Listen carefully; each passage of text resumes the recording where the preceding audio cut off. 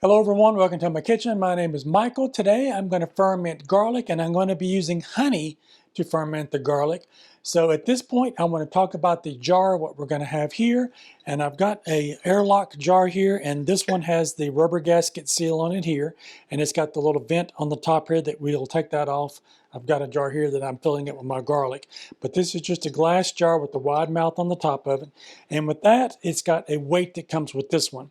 We're not going to be using the weight with this garlic ferment with this honey because the honey is really thick and we won't need this for that. So we're just going to use the airlock on that today, and I'll show you that setup on that. This has the vented holes here on the top, and if you take that off, it's got another piece that's on the inside, and then it's got this piece that goes down into the top of that hole on the jar lid. So then the gases that are escaping from your ferment come through here. It pushes up on this. This has got water in it, and we want that to escape out of there. We still want to use the airlock on the top of it, just as you would if you're using a brine solution for your ferments. So we're going to use this today. I'm going to show you how this is going to work. And I'm going to continue to work on my garlic, and I'll put the technique in the description box of how that works to get that off of there. So this really does the trick with that. I just take the end of it off like that, and the outside just comes off. What I'm looking for now, because I've got the identical size jar here, this is a 750 milliliter jar. It's not quite a quart measurement on that. We want to fill the jar up with about half to 2/3 of our garlic. Right now I've got 2 whole bulbs in there, and this was another 2. So I'm going to keep a watch on that. This might take a total of 4. Now I've got my garlic now in my jar, and that was 4 bulbs of garlic. So depending on how big the garlic bulbs you've got, you might not need as many. Or if you've got some smaller ones, you might need a little bit more. But what we're looking for is you want to fill the jar between half to 2/3 full. And now I've got my honey here, and I'm just going to go ahead and add that to it. And I'm going to fill that up, and I'm going to leave a good headspace at the top so that we get that carbon dioxide that's going to mix in there coming out of that garlic so that it can come out. So let's go ahead and put our honey in now. And this honey is going to coat all these bits of garlic just like that brine solution does when you're using a regular ferment. Now just keep filling this up until your garlic is completely submerged, and I'm going to stop there and let that kind of settle to the bottom. Now I've got a smaller spatula here. If you've got a bigger one, you can definitely do that. I'm going to kind of push that around so that I can kind of get some of that honey down there and get some of those air pockets out of there and get all of that honey coated on that garlic. All right, that's looking good. I'm going to put just a little bit more honey in it so that I can make sure that we get enough in there to keep everything covered. And we want to leave about 1.5 inches headspace, 1 to 1.5 inches headspace on the top. So let's check and see what we've got there. And so I'm looking at the side here where this starts curving in on this one. We're about 1 inch from there, and then we've got another maybe 3/4 of an inch on the top of that. So I'm going to let that kind of settle down just a little bit just to make sure that I get those air pockets out of there. And I see a couple there you can see in the camera where the bubbles are coming to the top of that. So let's put just a little bit more honey in. I'm going to grab that spatula again and go in there and just make sure that everything gets completely submerged. Now as this starts to ferment, the honey is going to get a lot thinner than what it is now. And so you're going to be really shocked to see what that's going to look like once it starts fermenting and it starts pulling that moisture out of that garlic. So when this is through fermenting, we're not going to throw the honey away. We're going to use that because you can use that in your drinks or in recipes. And we've got our honey here that's going to be fermented in that. And that's going to be really nice for recipes also. So I'm going to go ahead and close the top up on this. And you can see that I've got a nice good headspace here on that for the carbon dioxide to get out of that jar.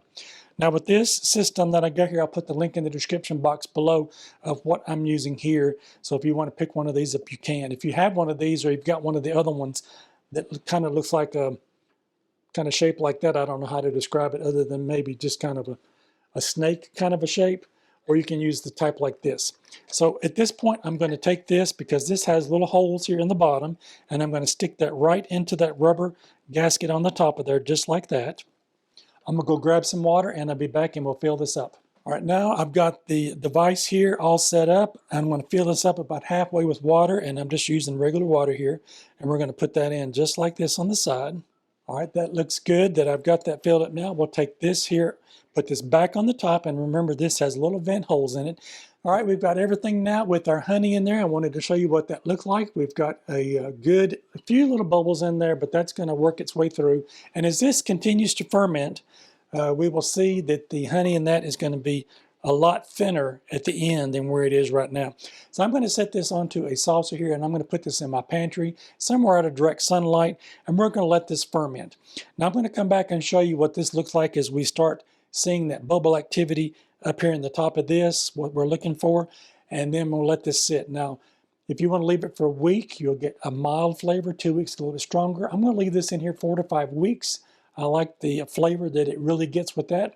So we'll be coming back, and I'll show you what this looks like as we progress on with our fermentation of our garlic and honey. Now, if you don't have this set up and you've got just a regular jar, you can do it that way, but it's going to be a little bit harder. You'll need to come in and kind of burp the top of the jar because you want to release that pressure. If you don't do that, you'll find that you'll have a mess. If it explodes on you and where it's at, you definitely don't want that to happen. So if you've got one of these airlock type devices, we're going to let this sit like this, and that'll take the worry out of having to burp that.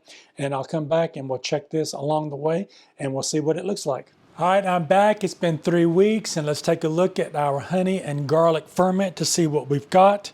As you can see here, everything is looking really good now. I'm going to open this up.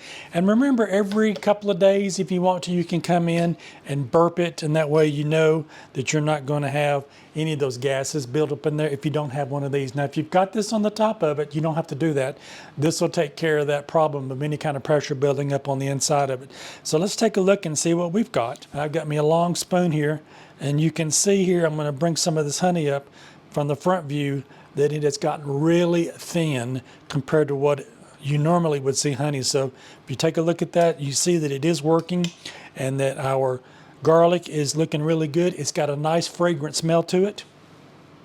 It's really garlicky smell on that, and it's got a little bit of a hint of that sweet in there. So like every 3 or 4 days, if you want to come in and just kind of give this a little bit of a stir, and that'll kind of move some of that garlic that was on the bottom to the top, and that way everything will get nice and fermented on that. So we're going to leave this in here for another couple of weeks and come back and we'll take a look at it, and we'll be done with it at that point.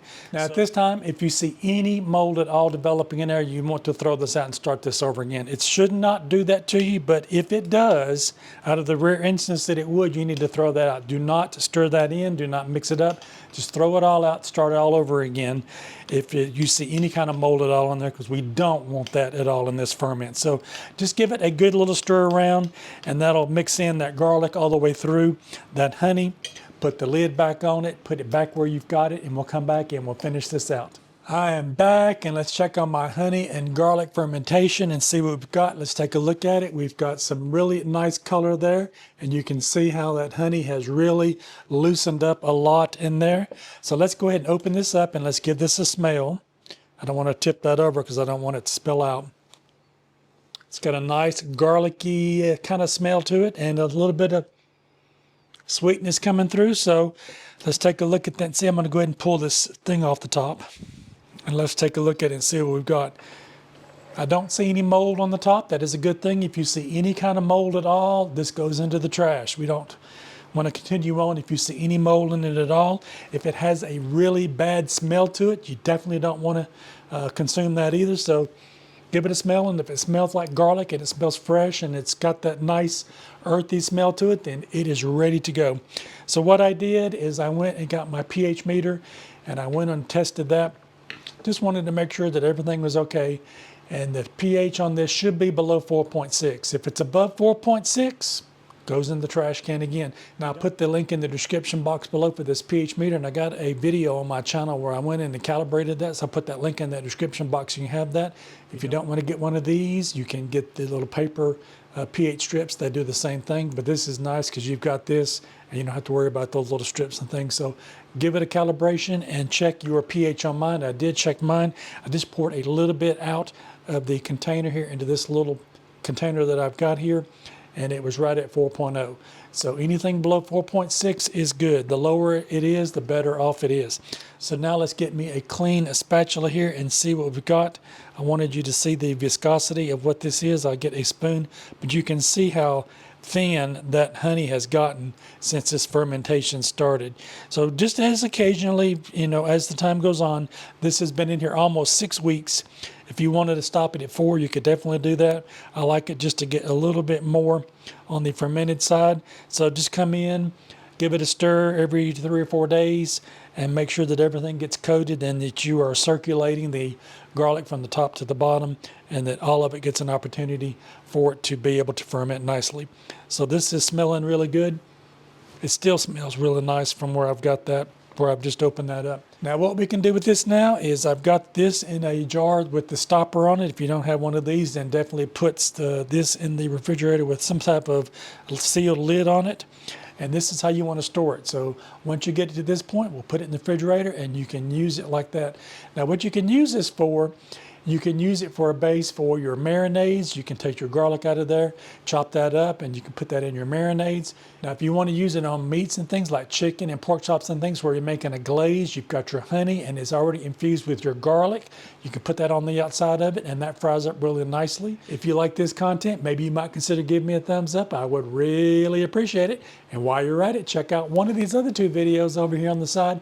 You might find something else you like. Don't forget to like, share, and subscribe. Leave me a comment, and I want to hear how your fermented garlic and honey turns out.